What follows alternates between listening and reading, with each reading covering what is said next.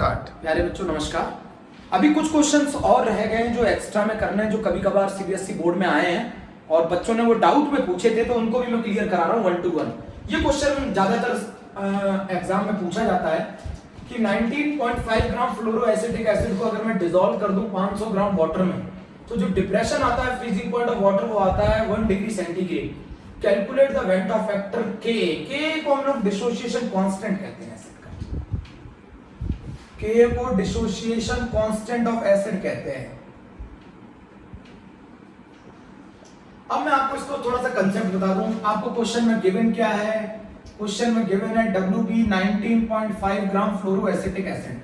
फ्लोरोएसिटिक acid का जो molar mass है शायद वो दे रखा है 78 ग्राम पर मोल, वरना आप कैलकुलेट करके निकालेंगे सभी के मासेस को। आप बोलेंगे फ्लोरोएसिटिक एसिड का फार्मूला, तो मैं लिख देता हूं FCH2COOH। 78 ग्राम पर मोल हो गया। WA हमें दे रखा है 500 ग्राम।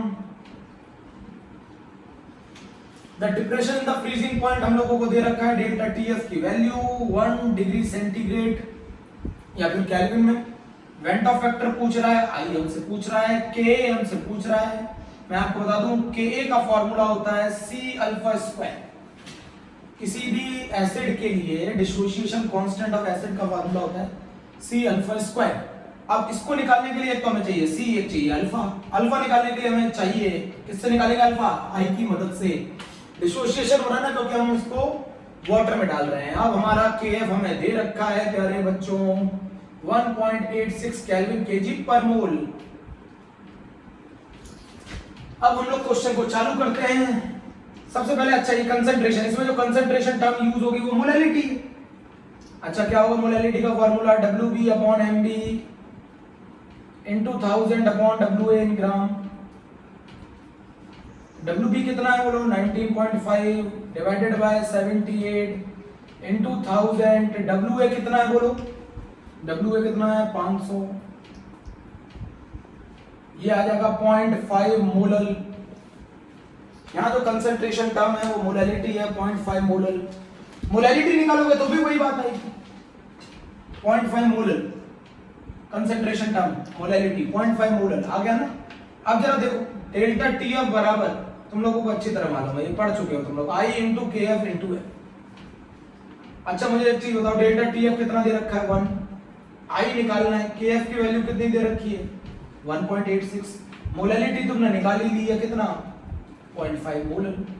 तो I की जो वैल्यू आएगी वो बताओ कितनी आएगी? I की वैल्यू जो आएगी वो आएगी 1.0753। I आ गया 1.0753।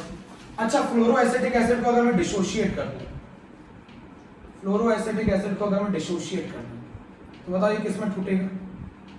FCH2 fluoroacetate ion plus H plus. बोलो शुरुआत में इसका मोल 1 0 0, देन ये कितना टूटा? 1 माइनस अल्फा। स्टिक्योमेट्री देखो 1 1 1। अगर ये 1 टूटेगा ये 1 बनेगा, ये 1 बनेगा, ये अगर ये अल्फा टूटेगा तो ये अल्फा बनेगा, ये अल्फा बनेगा।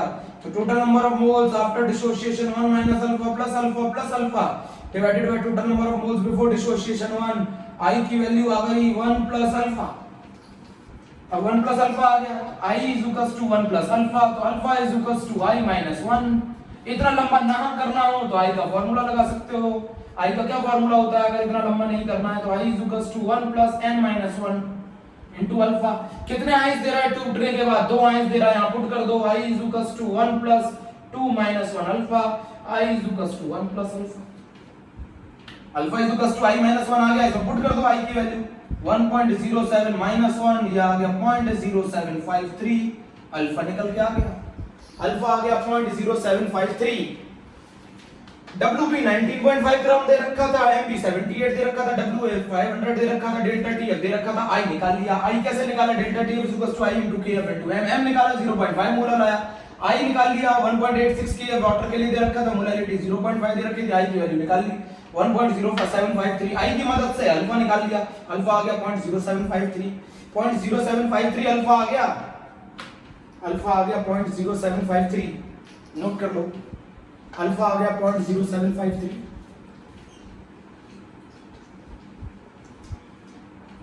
अब अल्फा आ जाने के बाद हमें निकालना है डिसोसिएशन कांस्टेंट ऑफ एसिड। और वो डिसोसिएशन कांस्टेंट होता है एसिड का Ka, और Ka बराबर होता है C अल्फा स्क्वायर। C की वैल्यू आ गई 0.5, अल्फा की वैल्यू आ गई 0.075 होल स्क्वायर, ये होगा आपका Ka। ये क्वेश्चन पूछा जाता है बेटा, एक अच्छा क्वेश्चन है 3 मार्क्स में, क्योंकि पहले आपको I निकालना पड़ेगा, फिर आपको अल्फा निकालना पड़ेगा, फिर Ka निकलेगा। स्टेप बाय स्टेप चलिएगा, पहले I फाइंड करिएगा, पहले I नंबर 1 स्टेप पे I फाइंड करना, नंबर 2 स्टेप पर अल्फा फाइंड करना with the help of I, समझिए। नंबर 2 स्टेप पे, थर्ड नंबर पे Ka फाइंड करना, कभी गलती नहीं होगी, थर्ड नंबर पे ये फाइंड करना। ओके प्यारे बच्चों, पहला question complete, first question complete. Fluoro acetic acid,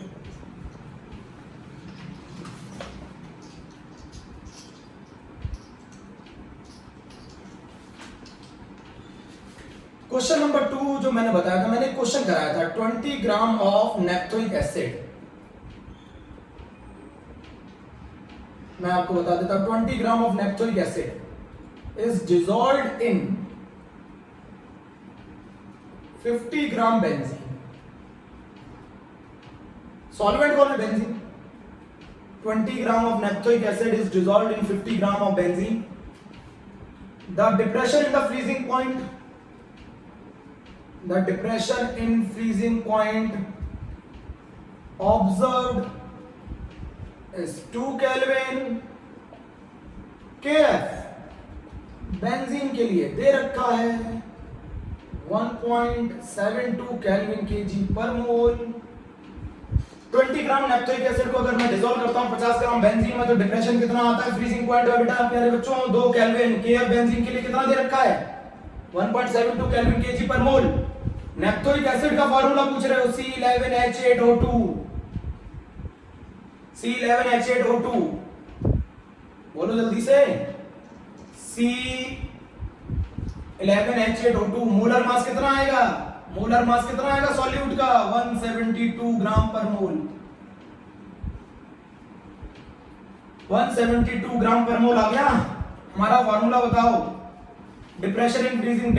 वो पूछ रहा है हमसे क्या ऑब्जर्व, आई की वैल्यू निकालो और बताओ कि आपने क्या ऑब्जर्व किया जब हमने नेप्थोइक एसिड को बेंजीन में डाला, तो हमने क्या ऑब्जर्व किया? बहुत आसान है, डेल्टा टीएफ रख देते हैं, आ गया 2 केल्विन।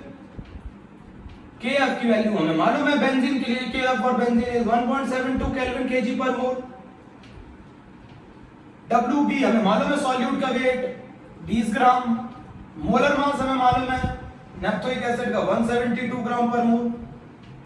वेट ऑफ सॉल्वेंट हमें मालूम है 50 ग्राम। क्या निकालते हैं? आई। तो delta TF is equals to, जल्दी से फार्मूला पुट करो, i KF into M, M की value WB upon MB, 1000 upon WA in gram. Delta TF कितना है बोलो? 2। आई की वैल्यू बोलो कितनी है बेटा? आई निकालना है भैया, केएफ 1.72, डब्ल्यूबी बोलो जल्दी से 20, एमबी बोलो 172, 1000 अपॉन 50 बोलो। इसको सॉल्व करेंगे, कैंसिल करते हैं, 1.72 से 100 टाइम्स, 100 से 10 टाइम्स, ये कैंसिल, ये 4, तो आई की वैल्यू आ गई 2/4, इसका मतलब 1/2। और अगर आई की वैल्यू 1/2 आता है तो आई इज लेस देन 1, और आई इज लेस देन 1, तो इसका मतलब है नेप्थोइक एसिड ने बेंजीन में जाने के बाद किया होगा एसोसिएशन, और क्या बनाया होगा? डाइमर। Question complete. 20 ग्राम नेप्थोइक एसिड का क्वेश्चन कंप्लीट। नोट कर लो प्यारे बच्चों, question number 2 is,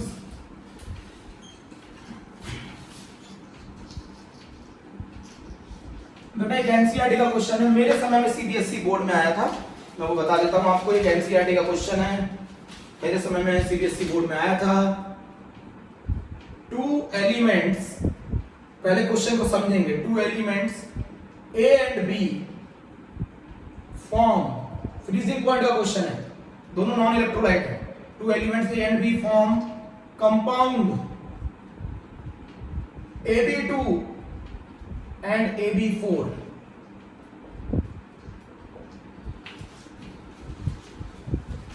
Two elements A and B form compound AB2 and AB4 when dissolved in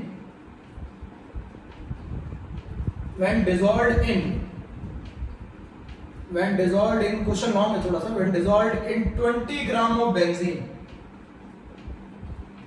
जब हमने इसको किस में डिसॉल्व कर लिया है 20 ग्राम ऑफ बेंजीन में, तो 1 ग्राम Ab2 लोअर द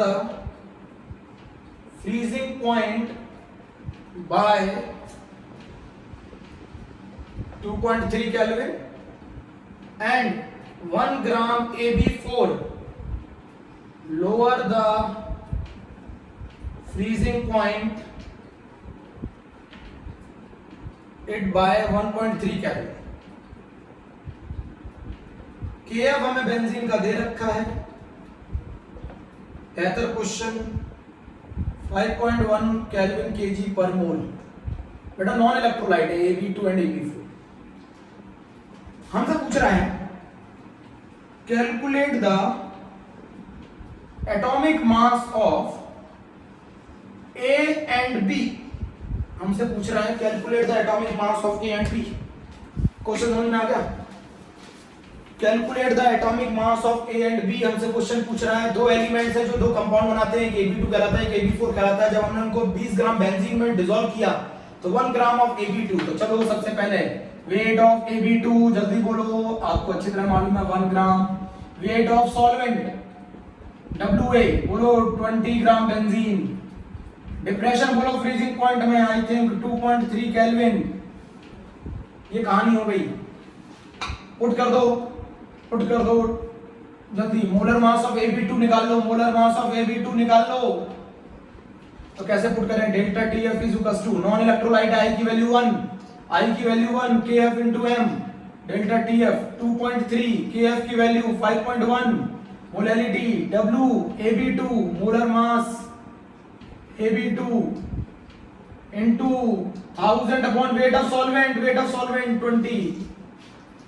अरे भैया बहुत आसान है, 2.3 5.1 Ab2 बोलो कितना था 1 ग्राम। मोलर मास निकाल लेंगे Ab2 का 1000 upon 20।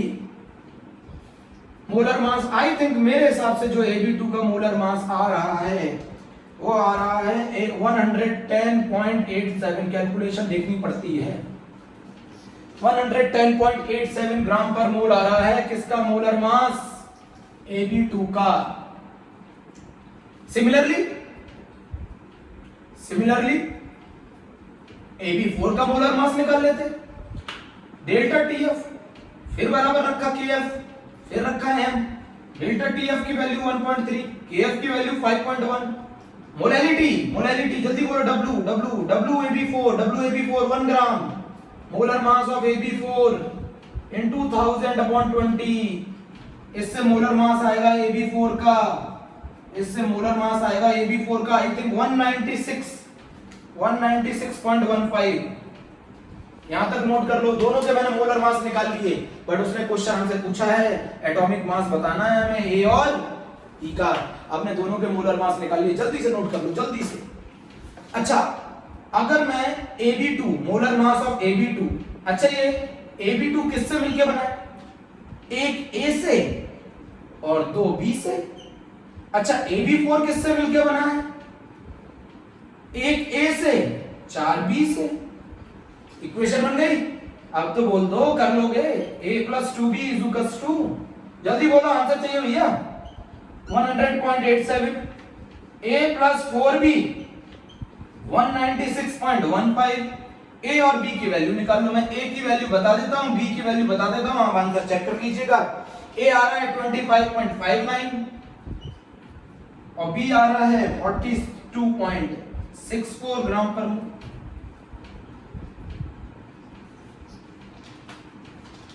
CBSE बोर्ड में आया था बेटा 2003-4 में। NCERT एंड एक्सरसाइज का क्वेश्चन है, लिख लो। ये वो क्वेश्चन है जो नॉर्मल नहीं है, कभी कभार आते हैं बोर्ड में, फिर भी आप लोग प्रिपेयर्ड रहें। बहुत आसान है। मैंने क्या किया, मैंने मोलर मास निकाल लिया Ab2 का। मैंने मोलर मास निकाला Ab2 का, यहाँ देखो, यहाँ मैंने मोलर मास निकाला Ab2 का। Delta TF = I × Kf × m होता है। I की वैल्यू 1 लेंगे क्योंकि दोनों नॉन इलेक्ट्रोलाइट है। I की वैल्यू 1 रख दी, Kf यहाँ रख दिया 5.1 WaB2 upon MaB2 into 1000 upon weight of solvent 20 2.3 दे रखा था depression and freezing point 5.1 molar mass of AB2 1000 upon 20 molar mass निकाल लिया AB2 किससे मिलके बना बेटा A plus 2B से मिलके बना है ना MaB2 A plus 2B MaB2 बोलो 110.87 ग्राम पर मोल A plus 2B बराबर 110.87 अब जरा देखो सिमिलरली AB4 डेल्टा T अब उसके लिए डिप्रेशन 1.3 था Kf की वैल्यू 5.1 थी मोलैरिटी मैंने निकाल ली मैंने मोलैरिटी में MaB4 वैल्यू पुट करी M1 MaB4 1000/20 इससे मैंने मोलर मास निकाला AB4 का 196 AB4 किससे मिलके बना एक A और 4B से इन दोनों इक्वेशनों को मैंने सॉल्व किया A की वैल्यू आई 25.59 और B की वैल्यू आई 42.64 ये हमारे सीबीएसई में आया हुआ एक बेहतरीन क्वेश्चन था।